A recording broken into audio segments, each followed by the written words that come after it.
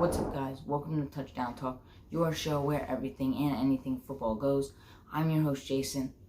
Today we have a big episode, our 5th episode of Week in Review, episode 5, and this episode is going to be covering from June 5th to June 10th, all the way throughout. So we're going to be getting from Monday all the way up to Friday afternoon, where this video was recorded. So all the news from this entire week will be covered in this video. So if you guys want to stay tuned, check out the entire video.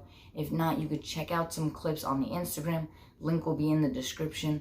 And I will be putting all the links in the description for the TikTok, for the Instagram where I post all the reporting news, and then the Instagram where you could check out the clips from this YouTube onto that Instagram, along with anything else you guys might be interested in. So comment down below if you're interested in that, and if you do want to go check that out, or just stay tuned and watch the entire video here. So without further ado, we're going to get right into Monday, where we had the first coming news of the Denver Broncos kind of being sold for $4.5 billion, where the Walmart here was involved and he was winning the bid, but it wasn't yet official. But then later on in the week, it did become official that the Broncos were sold for $4.65 billion. But we will get to that when the news broke. But Monday, it was just that. He was in line, he was winning the bid, but it wasn't official yet. Next up, we had the San Francisco 49ers excusing Jimmy Garoppolo from this week's minicamp. Now this per Tom Pelissero. Now we all know Jimmy Garoppolo stands with the 49ers. He hasn't been there, and that's just because of his surgery. He had to undergo surgery. He hasn't been able to throw yet.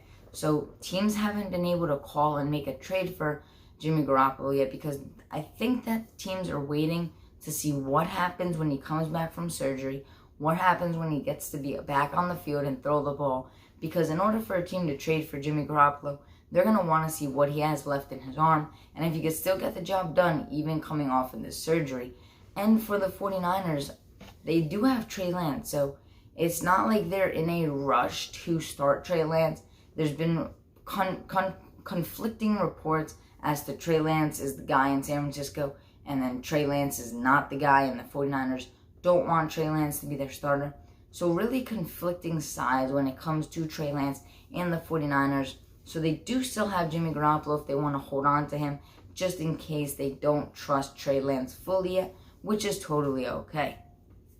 Now, Aaron Rodgers did not attend the OTAs, but he did attend Mandatory Minicamp that started on Tuesday for the Packers. Now, this per Tom Pelissero. So, really good news for the Packers.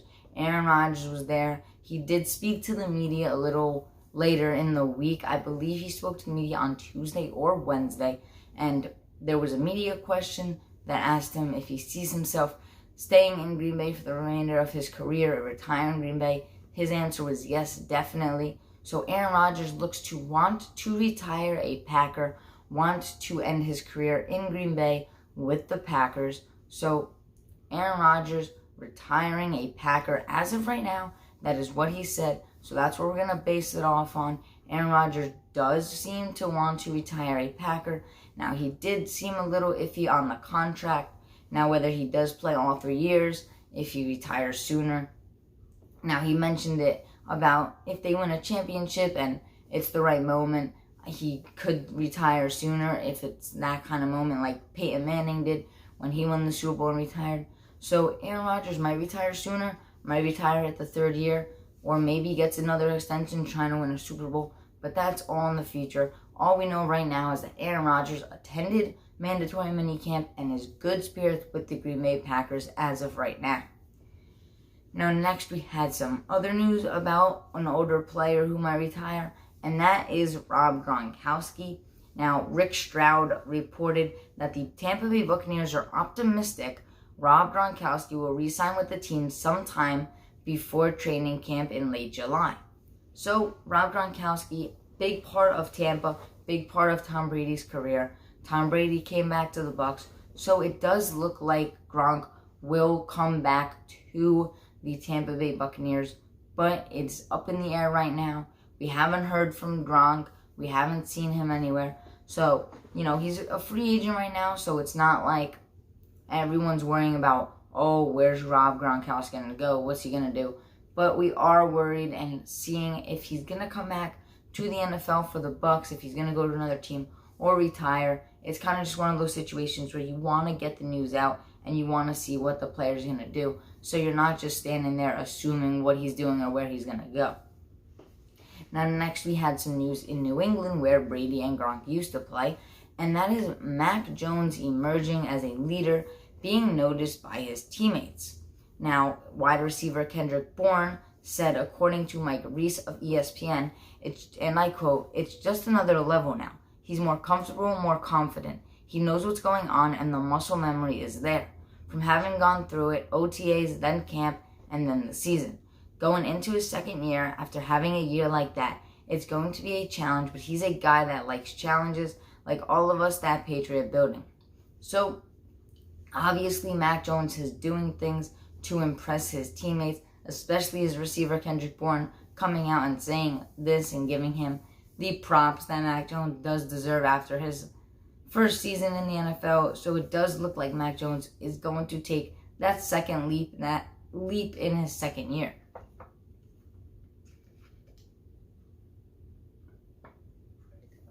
Now, we're going to move on to the Colts, where Michael Pittman expects to double most of his stats in his second year with the Colts. Now, new quarterback for Michael Pittman. He's moving on from Carson Wentz to Matt Ryan, who is a veteran, a former MVP of the NFL.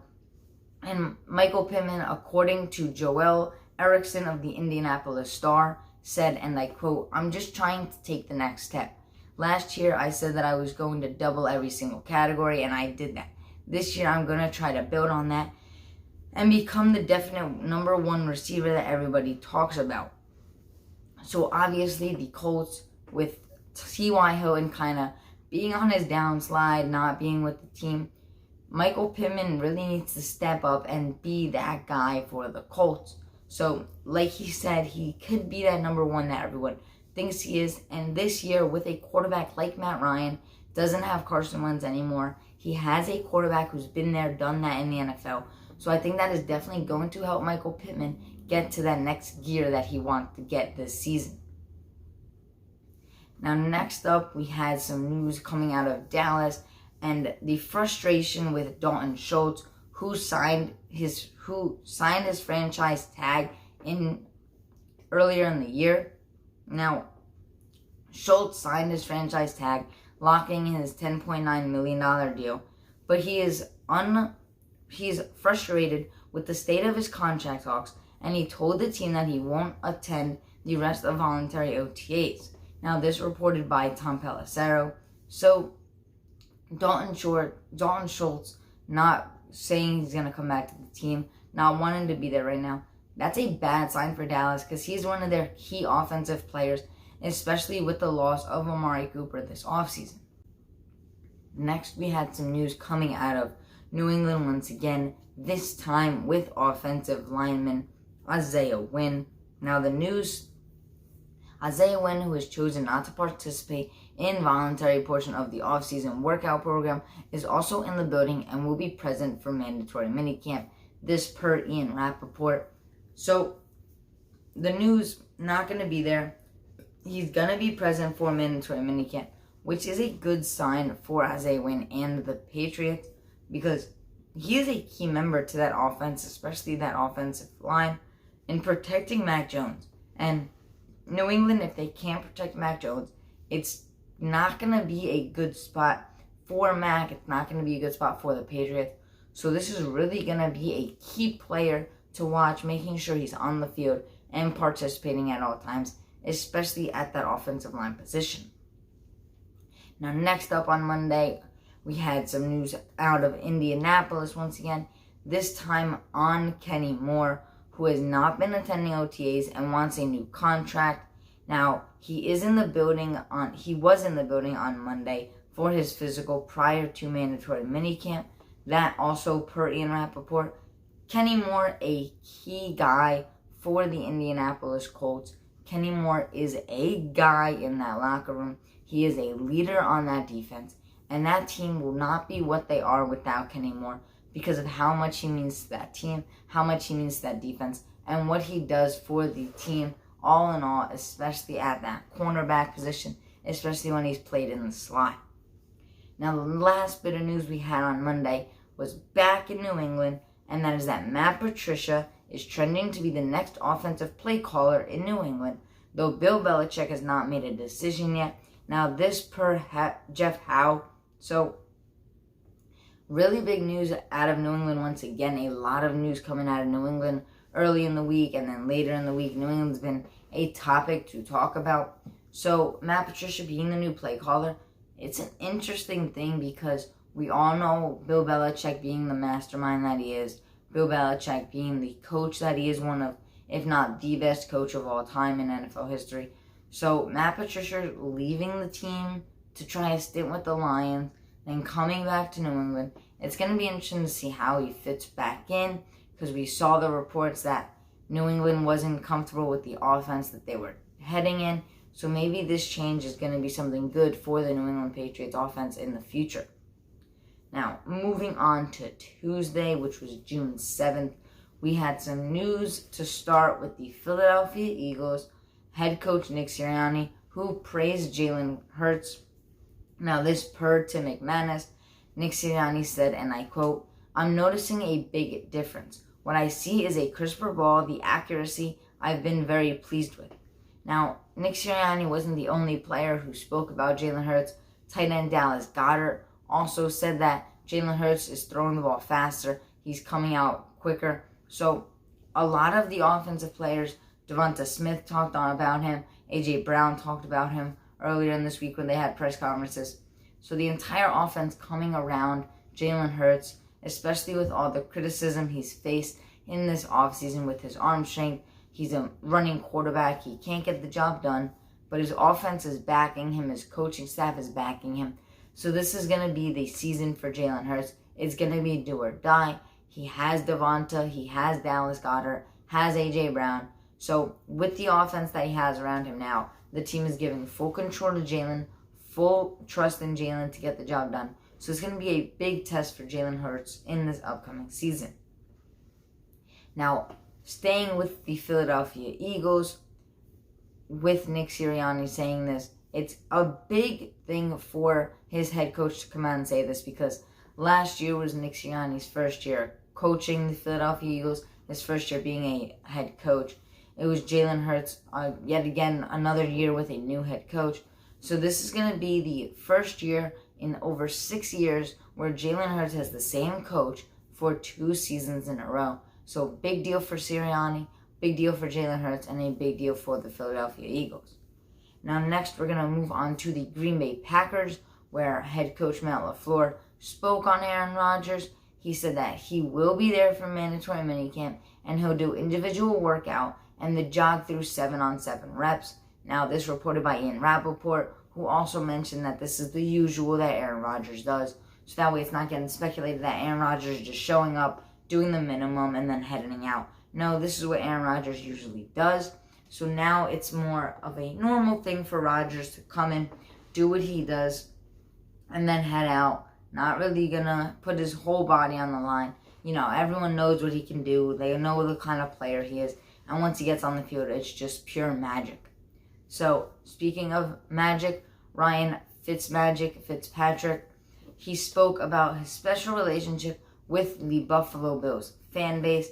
He said, and I quote, "I don't know that I've ever felt more at home in a stadium with a fan base than I was in Buffalo for 4 years.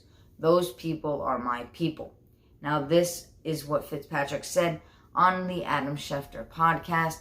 And then later in the week, we did have news that Ryan Fitzpatrick did retire after all of the years he was in the NFL, playing for 9 different teams. Just an extraordinary career for Ryan Fitzpatrick. And then next up, we had 49ers Deebo Samuel attend mandatory minicamp after missing voluntary OTAs. This reported by Ian Rappaport. So a good step in the direction for the Deebo Samuel news.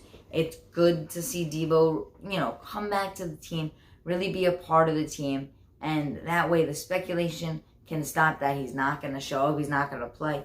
Now, we don't know where this puts Debo. It's good that he's back for the team. It's good that he rejoined the team, that he came back and showed up. But, we don't know what that means for him. We don't know if he's going to re-sign a deal, if he still wants to be traded. Now, this is stuff they need to figure out as the season starts closer and closer. But a good sign in the right direction for Deebo Samuel and the San Francisco 49ers. Now, we did have some bad news that on Monday's OTA practice, CJ Beathard was carted off the field. Now, later in the week, I believe on Thursday, we had news that CJ Beathard, nothing serious. I do believe it was just a concussion for him, so not a major injury. Will miss a little time, but should be back for the start of the season. Now, Leonard Fournette said that Tom Brady reached out to him while he was visiting the Patriots in March and said, "What's your ass doing up there?" Now, this per Greg Allman. So, Leonard Fournette, if you don't remember, he did have a visit with the New England Patriots up in Foxborough. Obviously did not sign with them because he did come back to the Bucs. So, this sounds like it came in a joking fashion with Brady because, Leonard Fournette going and leaving the Bucs to go to Brady's former team and have an interview and see if, he wanted to go to New England. Obviously, Tom Brady left there, Gronk left there, so this definitely came in a joking way, I would assume, because of how Brady probably talks to his teammates. But all in all, Leonard Fournette did decide to come back and rejoin the Bucs, so no harm, no foul in the end. Now, some serious news was that Colts linebacker Darius Leonard had back surgery, and this reported by Mike Wells. Then later on, I believe on Wednesday or Thursday, there was a tweet coming out it was a picture of Darius Leonard walking after his surgery. So it seems that the surgery went well. It's a good thing for the Colts linebacker, a good thing for the Colts team, and a good thing for Colts fans everywhere because it should mean that Darius Leonard will be back in time for training camp, will be back for the season, and hopefully nothing serious happens. That way Darius Leonard can be on that field because we all know how important of a player Darius Leonard is to not only the Colts but the entirety of the NFL because of the leadership he has and the player that he is. Now, back to some rookie signings. We had the Ravens signed Kyle Hamilton to a $16 million deal over 4 years with a $9 million signing bonus. That per Ian Rappaport. So once again, Baltimore gets a deal done with their rookie. They don't have to wait on it. They don't have to let it drag out anymore. They get the deal done and get him there for the next 4 years at least. Now back to another receiver like Debo, who has wanted a contract, been waiting for a new contract, but hasn't gotten one yet, and that is DK Metcalf. He was not present for Mandatory Minicamp, and he continues to do his injury rehab in LA, so not with the team yet, doing his rehab, but another guy like Debo who needs a new contract. Now, I did do a player comparison where I do believe I did Debo, Terry McLaurin, DK Metcalf, and AJ Brown. So those four I believe that I compared. So you can go check that out. I will put it here. But you can go check it out on the Instagram. And really, if you look at the stats, DK Metcalf has been one of the better of the four of them on the field if you look at paper. But all in all, they do have other worries that they need. I mean, they just traded away Russell Wilson. It looks like they're blowing up their franchise in a sense because they got rid of Russell Wilson. They got rid of Bobby Wagner. So really their entire team is DK Metcalf and Tyler Lockett right now. And if Drew Lock doesn't pan out at quarterback, they just have wide receivers with no quarterback. And yeah, they have Noah Fant, but same category. I mean, they have the pass catchers, but nobody to throw them the ball. And then the defense is really struggling. So Seattle's in a really tough position. I would say they're in a rebuild phase, but with the offense how it is, I think for it to be a full rebuild phase, maybe you trade away DK Metcalf instead of paying him and then keep that money for the off season.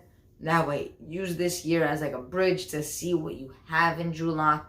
And that way, next year, you have the draft capital from trading DK, you have the money for free agents, and you have the NFL draft where you can draft highly, I would say, because of how they're going to play, along with whatever pick you get for DK Metcalf, if they do end up trading him, which I don't see as a likely possibility.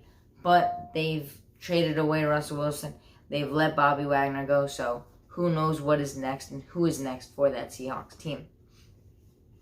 Next up, we have the Chicago Bears, who were required to cancel their practice on Tuesday after violating NFL rules, according to Courtney Cronin of ESPN. I do believe they broke rules surrounding practicing early with helmets and pads on.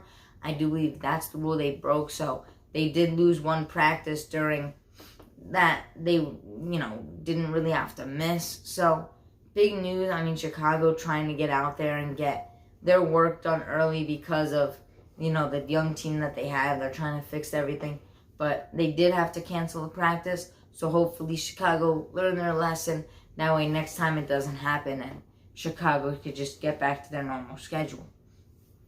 Now, moving on, Rams head coach Sean McVay said that rookie Kyren Williams, a 5th-round pick from Notre Dame, underwent surgery on his broken foot that he broke in practice last week, and he is expected to return during training camp, this per Adam Schefter. So, good news in a sense that it won't be a big loss, and with the team that the Rams have and the amount of players they have at the running back position with Cam Akers and Darrell Henderson, Kyren Williams isn't going to be a huge part of the team, but, with injuries, you never know what could happen during the season.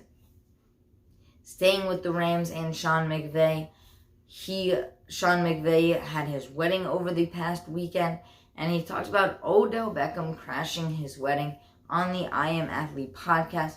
So I'm going to put that here for you guys so you can watch that video real quick.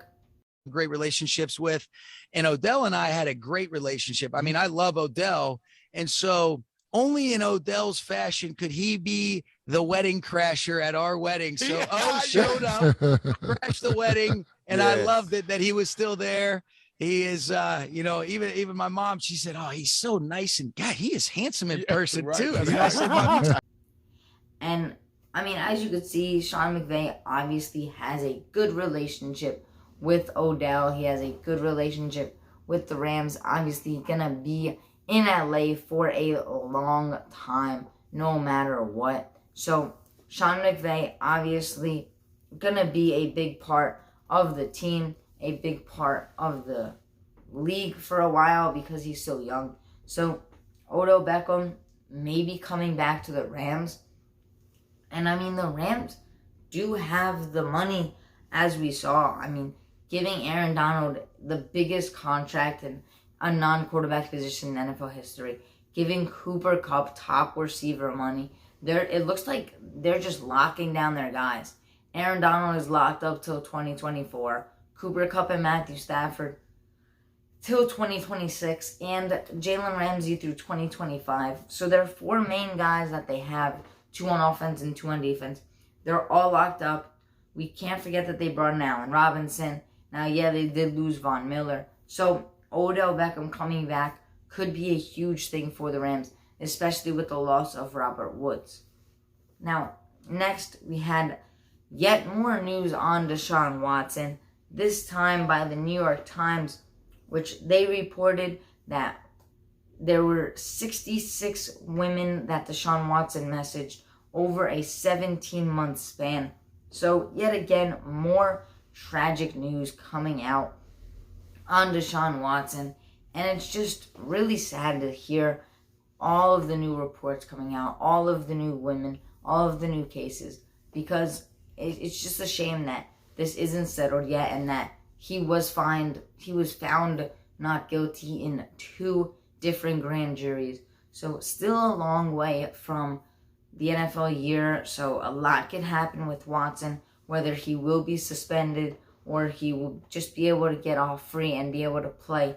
A like every other player week 1. So it's going to be something that we're going to continue to talk about day in, day out, week by week, month by month, leading up to the NFL season, or until a decision is made by Roger Goodell and the NFL on the side of Deshaun Watson, whether he will be able to play or not. And then the last bit of news that we had on Tuesday was the official agreement between the Denver Broncos and the Walton Penner family, who bought the Denver Broncos for $4.65 billion, over $4 billion, $4.65 billion for the team, a huge amount of money. And this is going to be, just like the Deshaun Watson deal, this is going to be a set number for future NFL teams who are looking to sell. Because if the Denver Broncos can do it, there are a ton of markets who have bigger markets, who have bigger fan bases. And nothing taken away from Denver. I mean, Russell Wilson now on the team, new quarterback, new owner, crazy different in Denver. Now we're going to be able to see what they can do. I believe that they were talking to Peyton Manning about having a role with the team. So bringing in Peyton Manning to work with Denver, especially with having Russell Wilson there, I think it could be a great mix, especially with how Peyton Manning loves Denver, the team, the city, all of it. So this is just going to be a new standard, just like new contracts that come out. This is going to be a new standard for team sales for the future. Now on Wednesday, we did have a bit of news, and DK Metcalf, we're going to go back to DK Metcalf because we just saw that he's going to be missing the team. So we had, roughly 9 news things that came out on Wednesday. So starting with DK Metcalf, that he will be fined more than $93,000 for if he misses all 3 days of mandatory minicamp since his absence is unexcused. Now this per ESPN's Brady Henderson. So once again, we just talked about DK Metcalf, and now we're finding out that he's going to be fined if he does not attend. But let's change topics to now another player who is waiting for a contract, who is expecting a contract. But Darren Waller is not concerned about his contract situation. Now, according to Las Vegas Journal's review, Ed Graney, Darren Waller said, and I quote, "I just focus on enjoying it, whether I'm here for 10 years or who knows how long. My agent's job is to do that stuff. I just focus on the football part." So, not like other players where they want to be hands-on, they want to be involved in how much money they're making, how long they're going to be with a team, what comes with playing for that team. Darren Waller's like, let my agent handle it. Let him do it. That's what, I pay him for. That's his job. I'm just going to do my job, which is on the football field. My agent can handle all the money, and then when it really comes down to it, then I'll get involved and say, yes, let's get it done. So, Darren Waller, obviously a team player, not wanting to distract himself or distract the team. Just really wanting his agent to handle it rather than him. We had some news about Drew Brees, who was officially out at NBC Sports after just 1 year. Now, he wants to reportedly spend more time with his family, which is why he's not going to stay with NBC. And then we found out Friday afternoon that Jason Garrett will replace Drew Brees on NBC. So, replacing Drew Brees with Jason Garrett, it's a huge difference in how the people see them, how they watch them in a sense, because Drew Brees, I grew up watching Drew Brees at quarterback, so to me it was like, all right, it's Drew Brees, let's see what he has to talk about. But then guys like Jason Garrett, you're going to see Giant fans and Cowboy fans who have, a bond to him in a way, whether it be good or bad, if, they're really going to want to listen to Jason Garrett after how he coached their respective teams. And then we had some news coming out of Pittsburgh, which is Najee Harris loosening his burden for this upcoming season. Now, Najee Harris said, and I quote, "We are doing that a lot this year. I will not be on the field, I guess, as much. I will be on the field a lot, but on certain downs, I will not be on the field. Just pick my spots, I guess, extra rest." Now, this per Pittsburgh Tribune reviews Chris Adamski. So, Najee Harris, obviously, we saw the dynamic player he is, and the destruction he brought to the field. And Najee Harris is such a great running back so early in his career that it was really great to see him kind of splash onto the scene. I really loved the pick at the time for Pittsburgh. I was really happy they got Najee Harris because I wanted Harris to go to Pittsburgh because I knew the player Najee Harris was, and I liked Pittsburgh, so I liked the duo for them. Pittsburgh, they needed that running back once again. James Conner wasn't getting it done, and I just loved the fit at the time, so I was really happy when Pittsburgh was able to get Najee Harris. Now, next up, staying in the AFC North, was the Cleveland Browns. Just like the Niners with Jimmy Garoppolo, they excused Baker Mayfield from mandatory minicamp. So this was obviously coming. Baker Mayfield has no intentions in playing for Cleveland. Cleveland doesn't want to play Baker Mayfield. So with everything going on with Deshaun Watson, it looks like Jacoby Brissett could be the starter week 1 if Watson gets suspended, because Baker Mayfield doesn't want to play for them. They don't want Baker Mayfield. And Cleveland should really just trade him because they're not going to get a team, because teams know how desperate Cleveland is to get rid of Baker. And they know Baker's not going to play for them. So teams look at them like, we'll take some of his contract. We'll take $3 million, $4 million, maybe $5 million, upwards of $6 million for, depending on the team. But we're not paying his entire $18 million contract. So Cleveland, if they don't trade him, they're going to have to pay all of it anyway. And if they release him, they're going to have to pay all of it. So why not trade him, take away some of that money and pay 13, 14, maybe if you get lucky 12, and then have another team take him on without having to pay 18 mil for Baker Mayfield to essentially just sit on your bench, or just release him and then another team could just pick him up for free. So it's going to come down to Cleveland either paying him 18 mil for him to sit on the bench, or them trading Baker for maybe a 5th round pick, 6th round pick. But because of the desperation in Cleveland, teams aren't going to trade what they were, a year ago for Baker. It's not like a team's going to be like, yeah, we'll give you our 2nd round pick, or we'll give you our 3rd round pick. No, it's going to be like a 5th, 6th, or 7th round pick for Baker Mayfield at this point, and maybe take on some of his contract. So Cleveland, it's now or never for them. The longer they hold on to Baker, the less of a chance they're going to have to trade him.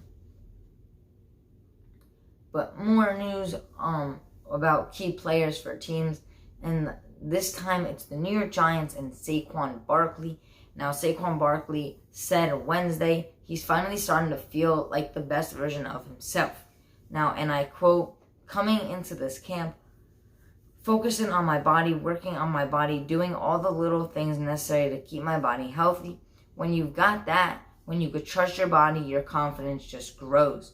So I would say the difference from college to now was I was way more confident player in college and early in my career than I was prior to last year. And then last year, now I'm starting to get that swagger back. So good sounding coming from Barkley. Good news for the Giants, for Giant fans, that Barkley's feeling good again, feeling the trust for his body, which is something that, like he said, he hasn't felt in a year or so. And with the injuries that he's faced, it's going to be hard for him to come back and be 100%. But it does sound like it's looking good for Barkley and the Giants this upcoming season.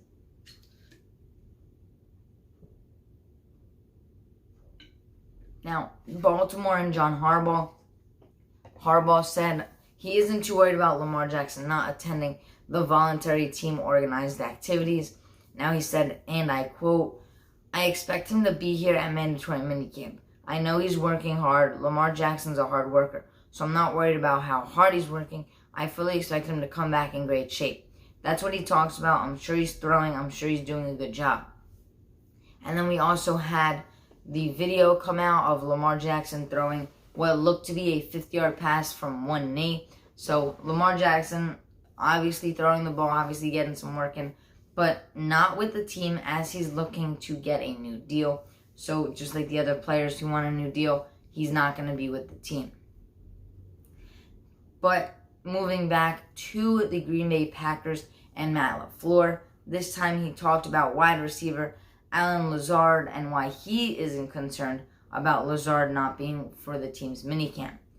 Now, LaFleur said, and I quote, "We'd love for him to be here. Obviously, he's been in our system for a couple years, so I definitely don't have my reservations on him not knowing what to do." So, obviously, Lazard being a Green Bay Packer for a couple of years now, he knows how the system works, knows how Rodgers works, knows how the team works, so not a big deal that he's not there yet, but with the Green Bay Packers losing Davante Adams, it's going to take everyone for the Packers to replace even the slightest bit of what Davante Adams did on the field. But let's transition now into Thursday, where we did have a good update for Detroit Lions wide receiver Jameis Williams. Now, Dan Campbell told reporters on Thursday, and I quote, "He doesn't see Williams being ready for training camp, and they won't rush him before he's at full strength." So good news for Jameis Williams that hopefully he can get back on the field before the season. Now, it doesn't look like he's going to be there for training camp, but good news is that the team isn't going to rush him back like other teams do. Now, other teams, when they have a good player, they have a star player, they rush them back so they can get back on the field and they can get the production out of him. But a rookie like Jameis Williams, you really need him to be at 100%. You can't be throwing him out there at 50%, especially in his rookie year, because he's not adjusted to the NFL. He hasn't been in the NFL, hasn't played an NFL snap. And then throwing him in there injured against elite talent in the NFL, it's not going to go well for Detroit, not going to go well for Williams, and he's really going to look poorly on the field if he's not healthy. So Dan Campbell obviously looks like a good head coach, looks like he knows how to coach his team, so a good sign for Lions fans and Detroit Lions players. Now, Virginia State Senate Majority Leader Richard L. Saslaw has been trying to lure the Commanders to build a new stadium in Virginia, but he is now giving up on the stadium bill for the moment. Now, this per Laura Vazzello of the Washington Post.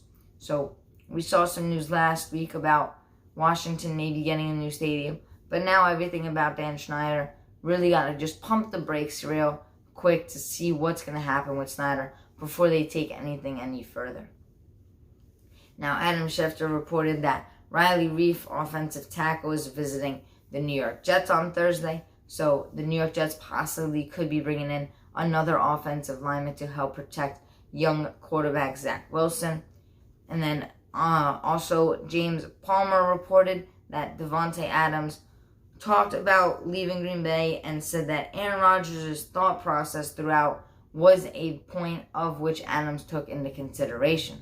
So James Palmer reporting this, obviously been around the situation, so it's really something to look at, because then we saw Davante Adams comparing Derek Carr to Aaron Rodgers in talent-wise, which kind of was surprising to see because of the player Aaron Rodgers is. I mean, Aaron Rodgers back-to-back MVPs. He won a Super Bowl. Derek Carr hasn't won an MVP. He hasn't been to a Super Bowl. So, a big comparison to make. But Derek Carr, one of Davante Adams' best friends. So, I guess I could see where he's coming from, wanting to back his new quarterback. Now, next, we had some news that the Ravens had a visit from JPP. So Jason Pierre-Paul visiting the Ravens on Thursday. And that's reported by Tom Pelissero. So good news for the Ravens. They could be adding another defensive player to their team. And then on Friday, we had big news in the morning that the Las Vegas Raiders signed Hunter Renfro to a 2-year, $32 million extension that included $21 million guaranteed. Now, this per Tom Pelissero and Ian Rappaport. Now, Hunter Renfro, obviously a key part to the Raiders team. So, obviously, Hunter Renfro being a huge part of that Raiders team alongside Davante Adams and Darren Waller. He has been their go-to guy. He has been Derek Carr's go-to guy. And now with Adams there, Hunter Renfro might see a smaller part of the team's load, but Still, with Adams drawing the number 1, number 2 corner, maybe double teaming, Hunter Renfro is going to be a key role and still be a key part to that Raiders team. Now, next we had news about the New York Giants signing former Raiders wide receiver Keelan Doss. So good news on their front, signing another wide receiver to add to their locker room, but nothing really major. And then the last bit of news was that the Washington Commanders head coach Ron Rivera fined defensive coordinator Jack Del Rio $100,000 for his comments comparing the violent attack on the U.S. Capitol on January 6th of 2021 and the protests in the wake of the police killing of George Floyd. Now, the team announced this on Friday, so really big news, head coach fining his defensive coordinator for the comments. Obviously, when the video of these comments went out there, it was a huge deal because Jack Del Rio making these comments, especially at his position, does not bode well, especially in the world today. It doesn't bode well in the NFL, and it doesn't make anyone look good at all. Just very degrading to hear a coach in the NFL at his position saying these things and making these specific comments. And that's really going to be it for this video. That's all the news we had for this week. Now, as I said, this video is going to be a bit delayed. It's going to be released on Sunday. So, not on Saturday, but on Sunday. And then next week, videos will be back to the Wednesday, Saturday schedule, normal as always. And then the TikTok videos will be updated daily as well. That is going to be something new and consistent that will be coming out every day, daily.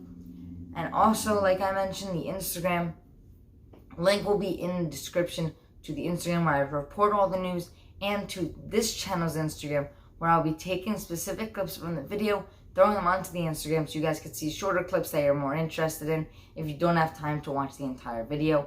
So like always, if you enjoyed this, I will see you guys next time.